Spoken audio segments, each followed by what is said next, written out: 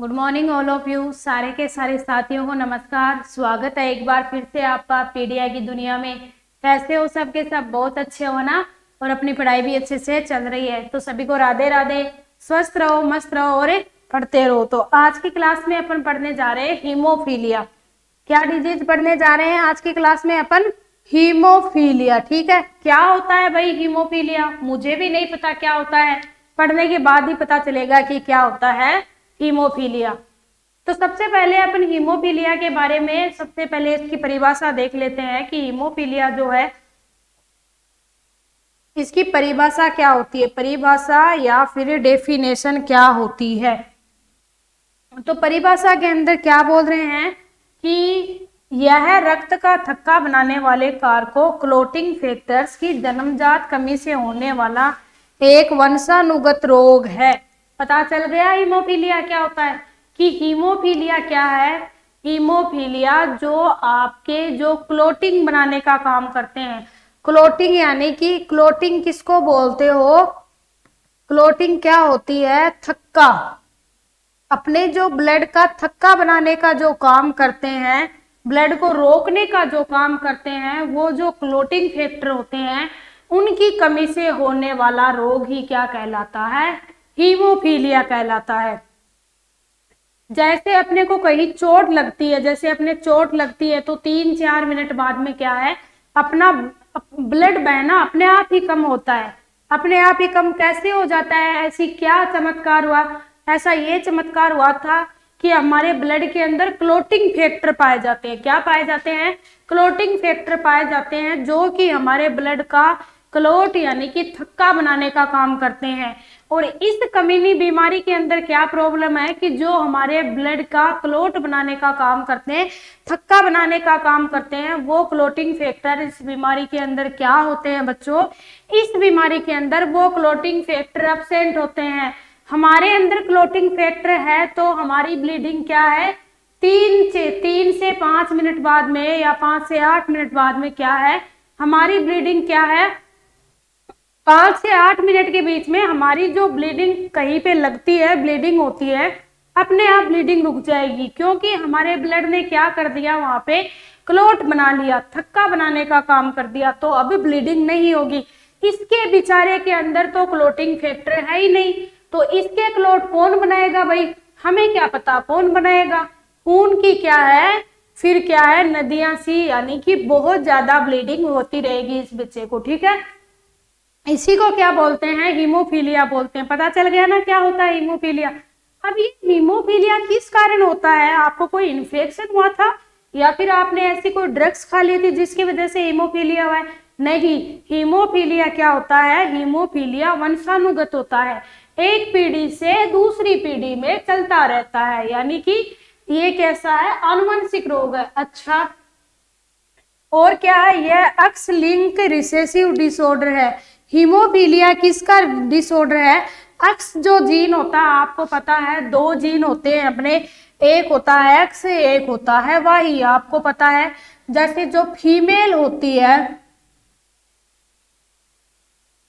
Female के अंदर कौन सा होता है? फीमेल में होता है एक्स एक्स, और जो मेल जो होता है उसके अंदर कौन सा होता है? एक्स और वाई। ठीक है, एक्स और वाई।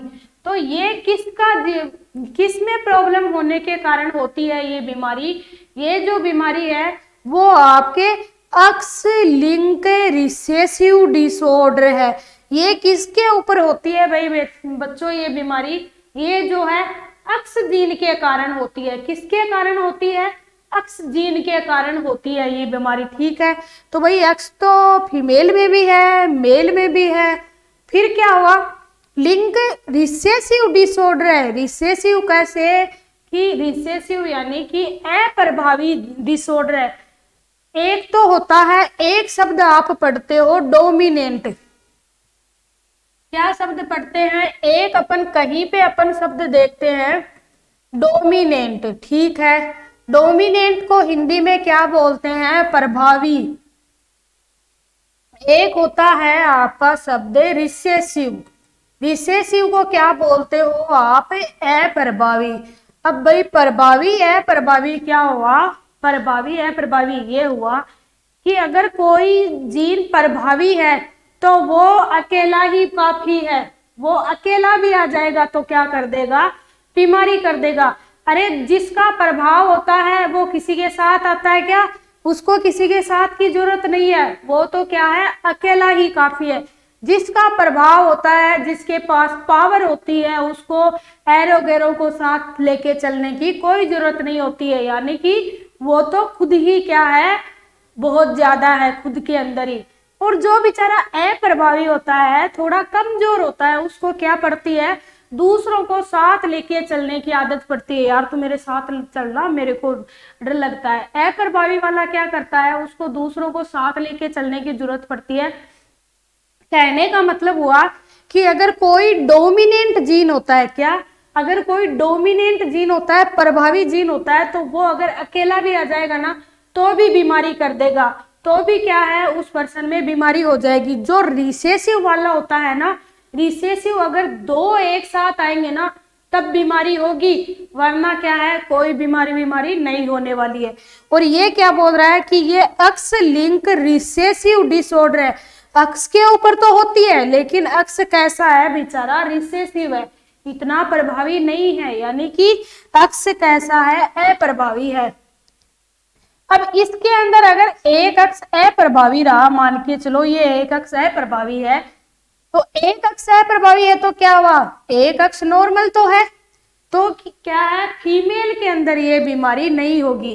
भाई इसके अंदर एक अक्ष के अंदर प्रॉब्लम हुई तो क्या हुआ, है तो रिसेसिव ही नहीं, है तो अप्रभावी ही ना, तो क्या करेगा, ये वाला बोलेगा रुक जा, यहीं पे, कहीं पे जाने की जरूरत नहीं है, कोई बीमारी दिखाने की जरूरत नहीं है, मैं हूं ना। तो ये क्या करेगा, ये इसको प्रभावी नहीं होने देगा। कहने का मतलब है ये इसको बीमारी नहीं करने देगा। तो क्या है, महिलाएं तो इस बीमारी से अपने आप ही सुरक्षित है। क्यों सुरक्षित है भाई, महिलाओं के अंदर दो अक्ष होते हैं, दो अक्ष होते हैं, तो क्या हुआ, अगर एक अक्ष डिफेक्टिव हो जाएगा तो भी क्या है, हमारे पास एक अक्ष सुरक्षित पड़ा है, तो फीमेल्स के अंदर ये बीमारी नहीं होगी। कहने का मतलब यही था, आप समझ गए होंगे। लेकिन इधर बेचारे मेल के अंदर क्या होगी, ये अक्ष खराब हुआ आ गया, अब इसके पास तो बेचारे के पास वाई पड़ा है। अब ये वाई बोलता है यार मैं क्या करूं, मैं तेरे को बचा लेता, लेकिन मैं जानता ही नहीं ये अक्ष कौन है, ये मेरे जैसा है ही नहीं, ये मेरे समाज का ही नहीं है, मैं इसके प्रभाव को नहीं रोक पाऊंगा भाई, मैं जानता ही नहीं हूँ कहाँ से आया है, कैसा अक्ष है, कौन है, ये मेरी जाति का नहीं है, मैं इसका कुछ नहीं बिगाड़ पाऊंगा।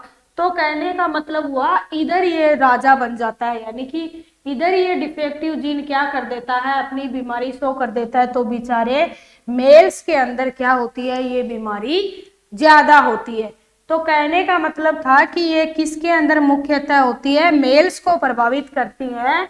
और माताएं क्या करती है, माताएं इस रोग की कैरियर होती है, माताएं क्या होती है, इस रोग की कैरियर होती है। कैरियर कैसे हुई भाई, ये अक्ष अगर खराब है, अगर भविष्य में इनके कोई संतान हुई तो अगर ये अक्ष फिर अगर फीमेल में चला गया तो उसके तो कोई बीमारी नहीं होगी, लेकिन ये इधर अगर लड़के के अंदर चला गया, मेल के अंदर चला गया, तो वहां जाके ये बीमारी कर देगा।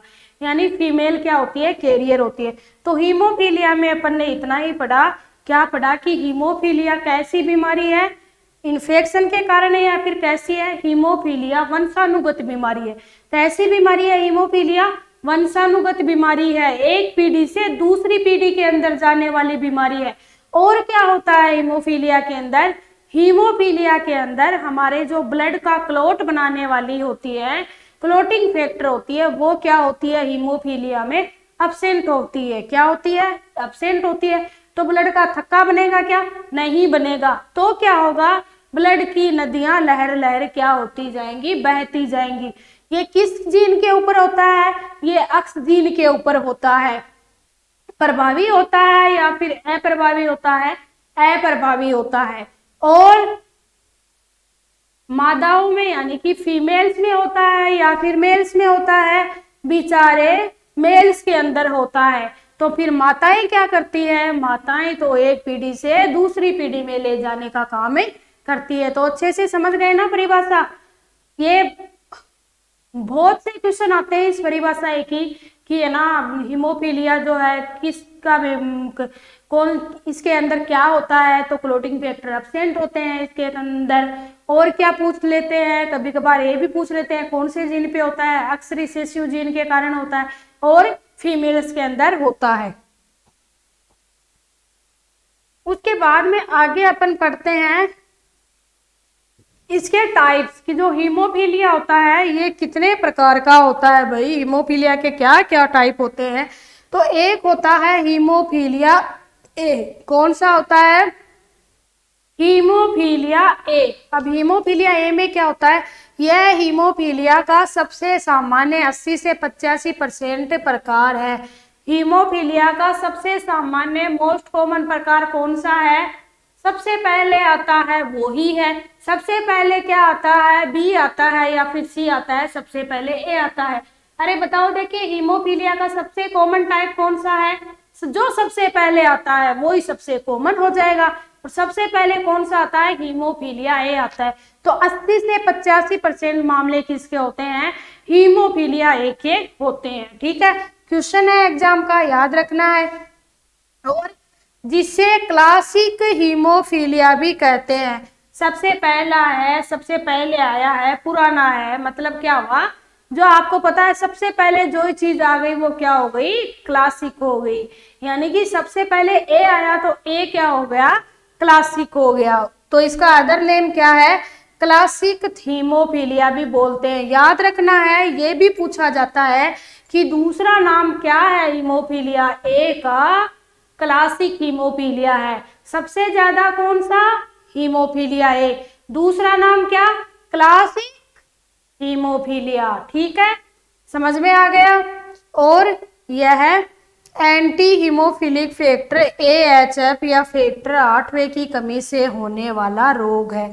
और ये भी क्वेश्चन है कि किसकी कमी से होने वाला रोग है। एंड आपको पता है भाई क्लोटिंग फैक्टर कितने होते हैं, बताओ देखिए फटाफट बच्चों, क्लोटिंग फैक्टर कितने होते हैं, पढ़ा है ना एनाटॉमी के अंदर, क्लोटिंग फैक्टर कितने होते हैं, क्लोटिंग फैक्टर 13 होते हैं। नंबरिंग भी पूछ लेते हैं कभी कभी एग्जाम में, कितने होते हैं क्लोटिंग फैक्टर, ये भी क्वेश्चन आता है कभी कभी कि क्लोटिंग फैक्टर की संख्या कितनी होती है। भाई लल्लू पंचू क्वेश्चन भी तो आने जरूरी होते हैं। तो क्लोटिंग फैक्टर की संख्या होती है 13। कितनी, 13 क्लोटिंग फैक्टर कितनी होती है, 13 क्लोटिंग फैक्टर कितना है भाई, तो बोल देना 13 ही है, यानी कि 13 होती है। याद रखने के लिए ट्रिक बता रही हूँ, क्लोटिंग फैक्टर 13 होते हैं, जिसमें से हीमोफीलिया ए वाला किसकी कमी से होता है, एक आपका होता है एंटी हीमोफिलिक फैक्टर। कौन सा, एंटी हीमोफिलिक फैक्टर। कौन सा फैक्टर होता है, एंटी हीमोफिलिक फैक्टर। और उस फैक्टर का नाम क्या है, 8वें नंबर का फैक्टर एब्सेंट होता है। एंटी हीमोफिलिक फैक्टर जो कि 8वें नंबर का फैक्टर है वो क्या होता है, हीमोफीलिया ए के अंदर एब्सेंट होता है। आपकी एग्जाम के लिए आप इतना याद रख लोगे तो भी बहुत है कि हीमोफीलिया ए किसकी कमी से होगा, 8वें नंबर की कमी से होगा। आपकी एग्जाम में इतना सफिशिएंट है आपके लिए कि हीमोफीलिया ए किसकी कमी से होता है, 8वें नंबर के क्लोटिंग फैक्टर की कमी से होता है। लेकिन अगर आगे अपन कंपटीशन के क्वेश्चन की बात करें, आगे आने वाले क्वेश्चन 2-4 लाइन सुन लोगे तो आपका कुछ फर्क पड़ने वाला नहीं है। सुन लो क्या होता है, एक तो ये पूछा जाता है सबसे कॉमन टाइप का कौन सा होता है, हीमोफीलिया ए होता है। ठीक है, दूसरा नाम क्या होता है इसका, हीमोफीलिया ए को क्लासिक हीमोफीलिया भी बोलते हैं। कौन सा, हीमोफीलिया ए को क्लासिक हीमोफीलिया भी बोलते हैं। तीसरा, हीमोफीलिया ए किसकी कमी से होता है, 8वें की कमी से होता है। ठीक है, आगे पढ़ते हैं हमें हीमोफीलिया बी। क्या, हीमोफीलिया बी, ए आ गया, अब बी तो आएगा ही। बी क्या होता है, यह हीमोग्लोबिन का दूसरा सबसे सामान्य प्रकार है, जिसे क्रिसमस डिजीज भी कहते हैं। क्या, क्रिसमस डिजीज भी कहते हैं। आपका जो हीमोफीलिया बी होता है वो क्या है, हीमोफीलिया, अरे भाई जो सबसे पहले आया वो सबसे कॉमन दूसरे नंबर पे बाद में आया वो दूसरा सबसे सामान्य। जो सबसे पहले आ जाता है वो सबसे पहले आपको पता है नजरों में रहता है, जो उसके बाद में आएगा वो उसे थोड़ा कम नजरों में रहता है। यानी कि सबसे कॉमन हो गया ए वाला, और उसके बाद वाला कौन सा होता है, उसके बाद तो बी आता है। तो दूसरा सबसे सामान्य कौन सा हो गया, हीमोफीलिया, बी वाला दूसरा सबसे सामान्य हो गया। तो अगर पूछे आपको कि दूसरा सबसे सामान्य कौन सा होता है, तो हीमोफीलिया जो दूसरे नंबर पे आता है बी वाला सबसे सामान्य होता है। इसका दूसरा नाम क्या होता है भाई, इसका दूसरा नाम क्रिसमस फैक्टर होता है। क्यों भाई इसको क्रिसमस फैक्टर नाम क्यों दिया, देखते हैं इसको क्रिसमस फैक्टर नाम क्यों दिया। ठीक है, यह प्लाज्मा थ्रोम्बोप्लास्टिन कंपोनेंट पीटीसी या फैक्टर नंबर 9 की कमी से होता है। ये किसकी कमी से होता है, प्लाज्मा थ्रोम्बोप्लास्टिन कंपोनेंट या फैक्टर 9 की कमी से होता है। ये किसकी कमी से है, प्लाज्मा थ्रोम्बोप्लास्टिन। अब ये तो फ्लोटिंग फैक्टर का नाम है भाई, कंपोनेंट पीटीसी या 9वें नंबर की फैक्टर की कमी से होने वाला रोग है। और 9वें नंबर के फैक्टर को क्रिसमस फैक्टर भी बोलते हैं, इसलिए इस बीमारी का नाम है क्रिसमस डिजीज। जो हीमोफीलिया बी है वो कौन सी फैक्टर की कमी से होगा, 9वें नंबर की फैक्टर की कमी से होगा। ए वाला अगर ए वाले 8वें की कमी से है तो बी वाला 9वें की कमी से हो जाएगा। और 9वें का नाम अपन क्या लेते हैं, क्रिसमस फैक्टर भी बोलते हैं, इसलिए इस बीमारी का दूसरा नाम क्या हुआ, क्रिसमस डिजीज हो गया। और हमारी कंपटीशन का एक तो होता है क्रिसमस डिजीज, किसको बोलते हैं, बी वाले को, और कौन से की कमी से होता है, 9वें की कमी से होता है। दूसरा हीमोफीलिया सी, दूसरा कौन सा है बच्चों, हीमोफीलिया सी, हीमोफीलिया सी है दूसरा अपना। उसके बाद में हीमोफीलिया का टाइप, यह plasma thromboplastin antecedent PTCA factor 11वें की कमी से होने वाला रोग है। इस प्रकार के बहुत कम मामले मिलते हैं। सी वाला क्या बोलता है, ये किसकी कमी से होता है, 11वें नंबर के फैक्टर की कमी से होता है। सी वाला किसकी कमी से होता है, 11वें नंबर की कमी से होता है। एक तो ये हो गया क्वेश्चन, एक तो ये किसकी कमी से, 11वें नंबर की कमी से, ए 8वें की, बी 9वें की, एक 10वें को बेचारे को बीच में छोड़ दिया भाई, उसने क्या नाइंसाफी की थी हमें पता नहीं, लेकिन उसको हमने छोड़ दिया, वैज्ञानिकों को कोई पता होगा। सी वाला किसकी कमी से होता है, सी वाला 11वें नंबर के फैक्टर की कमी से होता है। किसकी कमी से होता है बच्चों, सी वाला, सी वाला 11वें नंबर की फैक्टर की कमी से होता है। आपको ये चीज आप याद रखनी है आपकी एग्जाम के लिए। उसके बाद में क्या बोल रहा है, सी वाले को हम बोलेंगे भाई तू तीसरे नंबर पे आया था तो तू इतना ज्यादा प्रभावी नहीं है, ज्यादा नहीं होता है।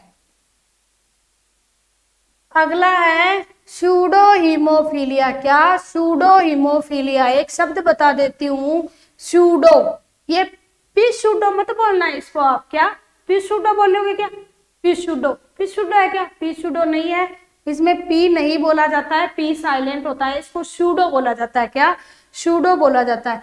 एक शब्द होता है आपका सूडो, ध्यान रखना ये सूडो जहां पे भी जुड़ जाए ना, जिस शब्द के आगे भी अगर सूडो वर्ड जुड़ गया ना, किसी भी शब्द के आगे आपको अगर सूडो शब्द जुड़ा हुआ दिखाई दे दिया ना, उसका मतलब होता है हिडन। क्या है, हिडन है, या फिर हिडन है, या फिर छुपा हुआ है, या फिर कैसा है, फाल्स है। कैसा है, सूडो का वैसे मतलब तो होता है फाल्सी होता है, सूडो का वैसे तो क्या मतलब होता है, सूडो का ऐसे तो मतलब फारसी होता है। सूडो मतलब झूठा है, छिपा हुआ है, झूठा है। जब देखने के लिए जाते हैं, जब किसी काम के लिए जाते हैं, तब क्या है, छिप जाता है। यानी कि ये सूडो हीमोफीलिया का मतलब क्या हुआ, ये वोन विल्ब्रांट फैक्टर की कमी असामान्यतः या अनुपस्थित एवं क्लोटिंग फैक्टर 8 की कमी से होने वाला ब्लीडिंग डिसऑर्डर है। इसे वोन विल्ब्रांट डिजीज भी कहते हैं। ये क्या होता है, एक वोन विल्ब्रांट फैक्टर होता है, उसकी कमी से और साथ साथ में 8वें नंबर की फैक्टर की कमी से होने वाला रोग है। क्या है, आप सिर्फ अकेला 8वें नंबर की फैक्टर की कमी से मत लिख लेना।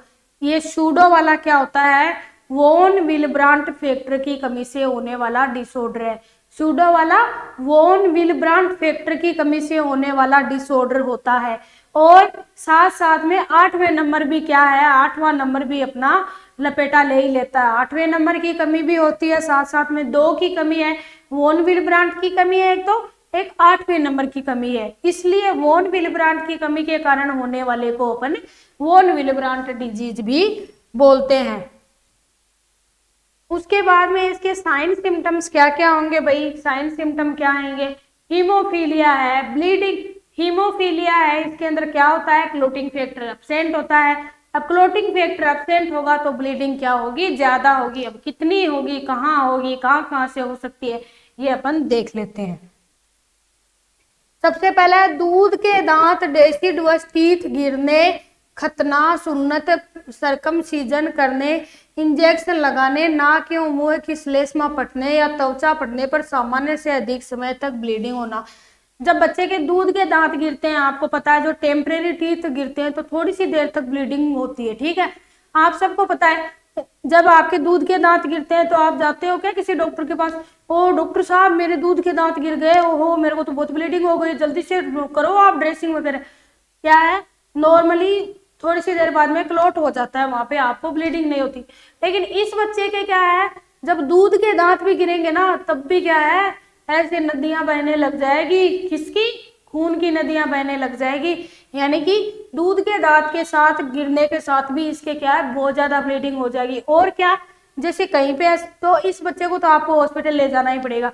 जैसे कहीं पे ऐसे खरोंच भी लग गई ना तो ये लो इसके तो वहां ब्लीडिंग स्टार्ट हो गई, थोड़ी सी यहाँ से म्यूकस भी कट गई ना, ये लो ब्लीडिंग स्टार्ट हो गई। सरकमसीजन नाम का प्रोसीजर करते हैं, बहुत कम ब्लीडिंग होती है, लेकिन इस बच्चे के तो मान ब्लीडिंग ही ब्लीडिंग होती है। और अधोत्वचीय ऊतकों में पेशियों में ब्लीडिंग, जो ऊपर की आपकी जो स्किन होती है एपिडर्मिस, इसमें भी ब्लीडिंग स्टार्ट होना हो जाती है। मूत्र में स्वतः रक्त आना, और मूत्र में, स्टूल में जो ब्लड आता है उसको किस नाम से जानते हैं बच्चों, पढ़ा हुआ है ना। स्टूल के साथ अगर ब्लड आने लग जाए तो क्या बोलते हैं अपन, मेलेना बोलते हैं। क्या बोलते हैं अपन, मेलेना बोलते हैं। क्या, मेलेना बोलते हैं, अगर स्टूल के साथ ब्लड आ गया। संधि गुहाओं यानी कि जॉइंट कैविटी, मुख्यतः कोहनी, घुटने एवं टखने स्थित संधि गुहाओं में ब्लीडिंग के कारण सूजन, गर्माहट, लालिमा ये सब हो जाते हैं। जहां जहां भी जॉइंट होते हैं, यहाँ जॉइंट है, यहाँ पे क्या है, अगर कोई थोड़ी बहुत ज्यादा इनको परेशानी हो गई, ब्लीडिंग स्टार्ट हो गई। कोहनी का जॉइंट है, क्या है, थोड़ी बहुत अगर कहीं से ज्यादा प्रॉब्लम हुई, यहाँ से कोहनी के ऊपर से ब्लीडिंग स्टार्ट हो जाएगी, बाहर नहीं आएगी। लेकिन आपको पता है जॉइंट के बीच में होती है एक अपनी साइनोवियल कैविटी। क्या, साइनोवियल कैविटी की जो दो बोन होती है वो ऐसे जुड़ी हुई रहती है आपस में, तो ये जो कैविटी बनती है इनके आसपास में, इसको अपन बोलते हैं साइनोवियल कैविटी। तो जैसे ही बोन एक दूसरे के बहुत ज्यादा, ये एक दूसरे के ऐसे एक दूसरे के ऐसे भिड़ेंगी तो क्या होगा, ब्लीडिंग स्टार्ट हो जाएगी। अब इस कैविटी में अगर ब्लीडिंग हो गई तो यहाँ पे क्या है, ब्लीडिंग के कारण सूजन आ जाएगी। क्या आ जाएगी, कहाँ कहाँ होगी, पहले तो ब्लीडिंग, जितने भी जॉइंट होते हैं, जितनी भी जॉइंट की कैविटियां होती है, जैसे आपका ये वाला जॉइंट हुआ, ये कोहनी वाला जॉइंट हुआ, इधर घुटने वाला जॉइंट हुआ, इधर टकना हो गया, इधर आपका हिप्स वाला जॉइंट हुआ, हर जगह पे ऐसी समस्या आएंगी। तो जब ब्लीडिंग हो जाएगी तो क्या हो जाएगी, ब्लीडिंग के कारण वहां पे सूजन तो आनी है, इन्फ्लामेशन तो होना ही है। अरे इन्फ्लामेशन होगा क्या, इन्फ्लामेशन का तो हमें पता है, इन्फ्लामेशन के कारण तो हम 3-4 लाइन और कर देंगे साइन सिम्टम की। इन्फ्लामेशन के कारण तो हम 3-4 और साइन सिम्टम लिख सकते हैं। कौन कौन से साइन सिम्टम लिख सकते हो, आपको पता है इन्फ्लामेशन होगा तो इन्फ्लामेशन के जो साइन सिम्टम होते हैं, और सब जानते हो इन्फ्लामेशन के साइन सिम्टम क्या होते हैं, एक तो क्या आ जाएगी, स्वेलिंग आ जाएगी, सूजन आ जाएगी, और टेम्परेचर बढ़ जाएगा, और वहां से इलाका क्या हो जाएगा, रेड कलर का हो जाएगा। और क्या हो जाएगा, दर्द होगा बेचारे को, सूजन आ गई, ब्लीडिंग हो गई तो क्या है, दर्द तो होना ही है। तो ये भी होते हैं साइन सिम्टम। तो कहने का मतलब यही है बस कि इस बच्चे के ब्लीडिंग बहुत ज्यादा होगी, ठीक है। कभी जैसे नाक से ब्लीडिंग होने लग जाएगी, नक्सीर चलने लग जाएगी। नक्सीर को आप क्या बोलते हो, इस बच्चे को नक्सीर भी बहुत ज्यादा होती है, गर्मियों के टाइम पे इसको नक्सी हो ही रहेगी, नक्सीर चालू हो जाएगी इस बच्चे को। तो नक्सीर किसको बोलते हैं अपन, एपिग्लोटिस क्या रहे, सॉरी, नक्सी को अपन बोलते हैं एपिस्टेक्सिस। क्या, EPI, एपिस्टेक्सिस, EPISTAXIC, एपिस्टेक्सिस हो जाएगी। एपिस्टेक्सिस का मतलब क्या होता है, नाक से ब्लीडिंग आना। हीमोफीलिया वाले को एपिस्टेक्सिस भी हो जाएगी, इस बच्चे को नाक से ब्लीडिंग भी आ जाएगी और मुंह से ब्लीडिंग आ जाएगी, ओरल कैविटी से ब्लीडिंग आ जाएगी, खांसी के साथ ब्लीडिंग आ जाएगी, यानी कि स्पुटम के साथ ब्लीडिंग आ जाएगी, उल्टी करेगा तब ब्लीडिंग आ जाएगी, यूरिन के साथ ब्लीडिंग आना स्टार्ट हो जाएगी। ये सब साइन सिम्टम होते हैं इस बीमारी के। अब चलो भाई, ब्लीडिंग आ रही है आप सबको पता है, अब इसका ट्रीटमेंट कर देते हैं। ट्रीटमेंट क्या होता है, ट्रीटमेंट तो भाई हमारी प्रॉब्लम क्या थी, ब्लीडिंग हो रही है, क्यों हो रही है ब्लीडिंग, क्लोटिंग फैक्टर नहीं है, तो क्या करो आप, क्लोटिंग फैक्टर विशेष की कमी को पूरा करने हेतु उपयुक्त क्लोटिंग फैक्टर कंसंट्रेट प्रतिस्थापन रिप्लेसमेंट थेरेपी देते हैं। भाई जिस क्लोटिंग फैक्टर की कमी है, 8वें की कमी है 8वां लगा दो, 9वें की कमी है 9वां लगा दो, 11वें की कमी है 11वां लगा दो। जिस क्लोटिंग फैक्टर की कमी है वही क्लोटिंग फैक्टर बच्चे को क्या कर दो आप, लगा दो। भाई क्लोटिंग फैक्टर, अब अंदर तो कोई बनाने वाली फैक्ट्री है ही नहीं, तो बनाती तो क्लोटिंग फैक्टर हमें इतनी प्रॉब्लम ही क्या होती। तो फिर आप क्या करो, बाहर से इस बच्चे के क्या लगा दो, क्लोटिंग फैक्टर लगा दो। और माइल्ड हीमोफीलिया एवं वोन विल्ब्रांट डिजीज का संश्लेषित वेसोप्रेसिन डेस्मोप्रेसिस द्वारा भी उपचार करते हैं। अगर जो अपन ने लास्ट में पढ़ी थी ना बेचारी, एक छोटी मोटी सी थी, वोन विल्ब्रांट फैक्टर वाली डिजीज, क्या, वोन विल्ब्रांट फैक्टर वाली जो बीमारी थी ना, उसके अंदर क्या हो रहा था, उसके अंदर थोड़ी कम माइल्ड कंडीशन ही थी, तो उसके आप जैसे वेसोप्रेसिन वगैरह देके आप क्या कर सकते हो, उसका इलाज कर सकते हो। आगे क्या है, हीमोफीलिया सी का फ्रेश फ्रोजन प्लाज्मा द्वारा उपचार करते हैं। और एक जो हीमोफीलिया सी अपन ने पढ़ा था, जो 11वें नंबर की कमी से हो रहा था, उसका अपन क्या करते हैं, फ्रेश फ्रोजन प्लाज्मा देके उपचार करते हैं।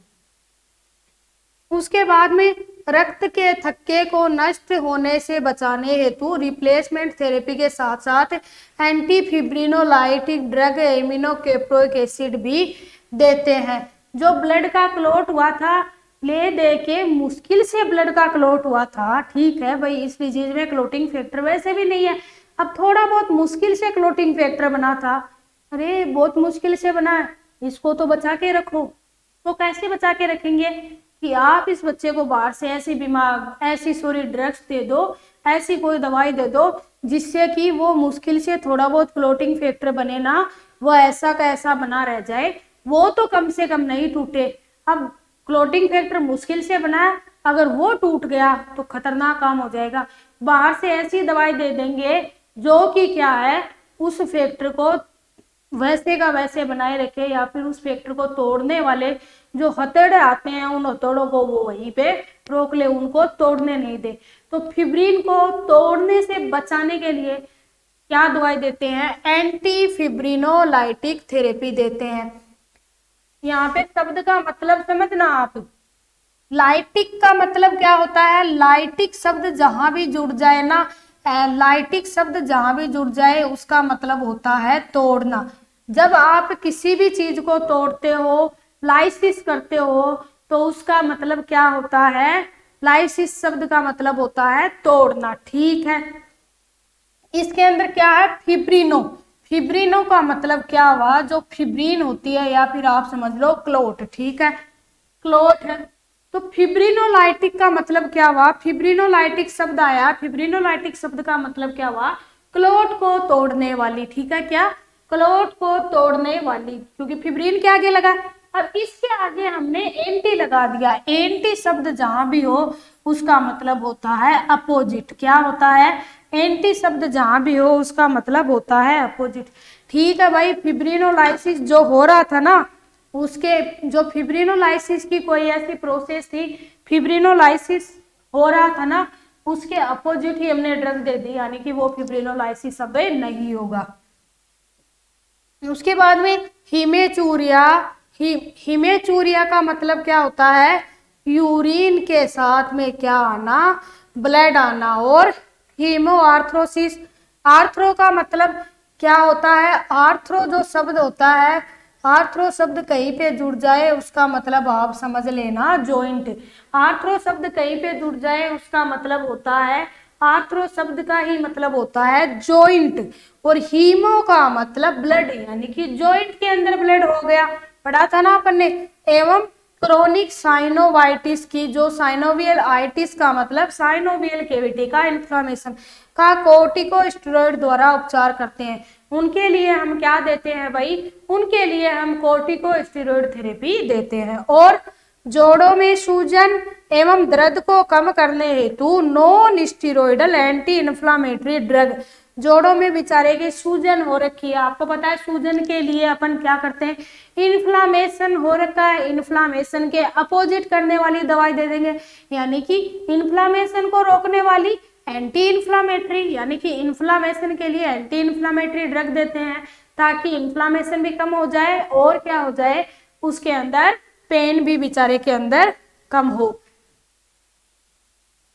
उसके बाद में अपन देख लेते हैं कि जो आपका इसकी जैसे हीमोफीलिया है, इसका अगर नर्सिंग मैनेजमेंट आ जाए तो इसका नर्सिंग मैनेजमेंट क्या करेंगे, हीमोफीलिया वाले बच्चे का नर्सिंग मैनेजमेंट क्या होगा, एक तो ये होगा कि भाई जो फैमिली मेंबर्स है उनको एजुकेट करना है, ठीक है, जो हमारा जन्मसिद्ध अधिकार है एजुकेट कर देंगे। किस चीज के बारे में एजुकेट कर देंगे, भाई ये बच्चा है ना, इसके अंदर क्लोटिंग फैक्टर नहीं है तो आप इस बच्चे का ध्यान रखा करो। कैसे ध्यान रखा करो कि इसको बाहर ज्यादा खेलने कूदने मत दिया, खेलने कूदने मत जाने मत दिया करो। और तो वो बोलेंगे क्यों, आप बोलना कि जैसे अगर इसको थोड़ी सी भी चोट लग जाएगी तो क्या है, इस बच्चे की ब्लीडिंग बहुत ज्यादा हो जाएगी, तो माताजी आप ऐसा किया करो, आप इसको घर पे ही कोई थोड़ा छोटा मोटा खेल खिला दिया करो। ऐसे नहीं है लात गुस्से वाला खेल खिला रहे हो आप, बेचारे के चोट लग गई, ब्लीडिंग हो गई।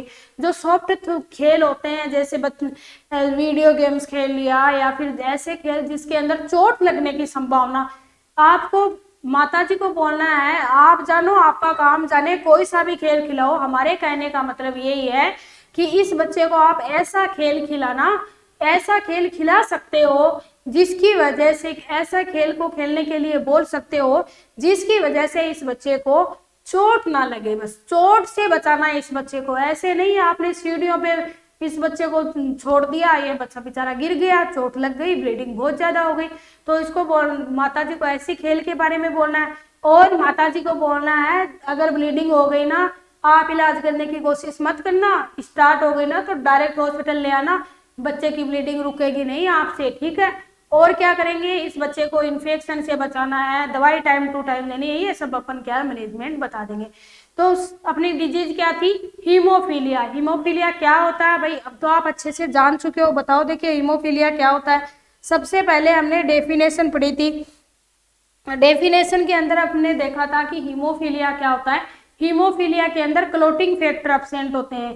क्लोटिंग फैक्टर एब्सेंट होने के कारण क्या होगा, इस बच्चे के अंदर जो ब्लड का क्लॉट नहीं बनेगा, इसलिए क्या है इसके अंदर ब्लीडिंग ज्यादा होती है, इसको ही हम क्या बोलते हैं, हीमोफीलिया बोलते हैं। हीमोफीलिया कैसा रोग है, वंशानुगत रोग है। और एक्स लिंक क्या कैसा, एक्स लिंक के ऊपर रिसेसिव रोग है, एक्स लिंक्ड रिसेसिव रोग है। और फीमेल्स के अंदर नहीं होता है, मेल्स के अंदर होता है। तो फिर फीमेल्स क्या करती है, बैठे बैठे देखती है क्या, नहीं देखती है, वो क्या करती है एक पीढ़ी से दूसरे पीढ़ी में पहुंचाने का यानी कैरियर होती है। सबसे पहला टाइप पढ़ा था कौन सा, हीमोफीलिया ए। हीमोफीलिया ए किसकी कमी से होता है, ए होता है किसकी कमी से, पहले तो सबसे सामान्य प्रकार का हीमोफीलिया कौन सा होता है, हीमोफीलिया ए वाला। और हीमोफीलिया ए होता है किसकी कमी से, 8वें नंबर की फैक्टर की कमी से होता है। किसकी कमी से होता है हीमोफीलिया ए, 8वें नंबर की फैक्टर की कमी से होता है। कौन सा बोलते हैं दूसरा नाम, क्लासिक हीमोफीलिया। हीमोफीलिया बी क्या होता है, हीमोफीलिया दूसरा सबसे कॉमन होता है और 9वें नंबर की फैक्टर की कमी से होता है, दूसरा नाम क्रिसमस फैक्टर। हीमोफीलिया सी क्या होता है, बहुत कम होता है, 11वें नंबर की फैक्टर की कमी से होता है। वॉन विलेब्रांट वाला क्या है, वॉन विलेब्रांट फैक्टर की कमी से होता है, जिसको सूडो हीमोफीलिया बोलते हैं। साइन सिम्टम क्या पढ़े थे हमने कि जैसे थोड़ी सी कोई चोट लगने से ही बहुत ज्यादा ब्लीडिंग हो जाती है, दूध के दांत गिरते हैं तब भी ब्लीडिंग हो जाती है, सर्कमसीजन के टाइम पे ब्लीडिंग, कहीं पे चोट लग गई तो बहुत ज्यादा ब्लीडिंग, नाक से ब्लीडिंग, मुंह से ब्लीडिंग, म्यूकस मेम्ब्रेन से ब्लीडिंग, और जो जॉइंट कैविटी होती है वहां पे ब्लीडिंग हो जाएगी तो वहां पे सूजन आ जाएगी, तो क्या होगा, सूजन के जो टेम्परेचर बढ़ जाएगा, पेन होगा, सूजन हो जाएगी, रेडनेस हो जाएगा। बाद में अपन ने ट्रीटमेंट की अगर अपन ने बात करी तो अपन ट्रीटमेंट क्या करते हैं इसका, जिस फैक्टर की कमी है वो फैक्टर आप बाहर से लगा दो, और क्या कर दो, अगर माइल्ड हीमोफीलिया है तो उसका वेसोप्रेसिन देके उपचार कर दो। हीमोफीलिया सी वाले में फ्रेश फ्रोजन प्लाज्मा देते हैं। अगर ब्लड का थक्का बना है, उस थक्के को टूटने से रोकने के लिए एंटी फिब्रिनोलाइटिक थेरेपी दे दो, और हीमेचूरिया इन सब को रोकने के लिए कोर्टिकोस्टेरॉइड दे दो, जोड़ों में सूजन को रोकने के लिए नॉन इन्फ्लामेटरी ड्रग दे दो। और थैंक यू। तो thanks to all of you. आज की क्लास में अपन इतना ही पढ़ेंगे। Thank you.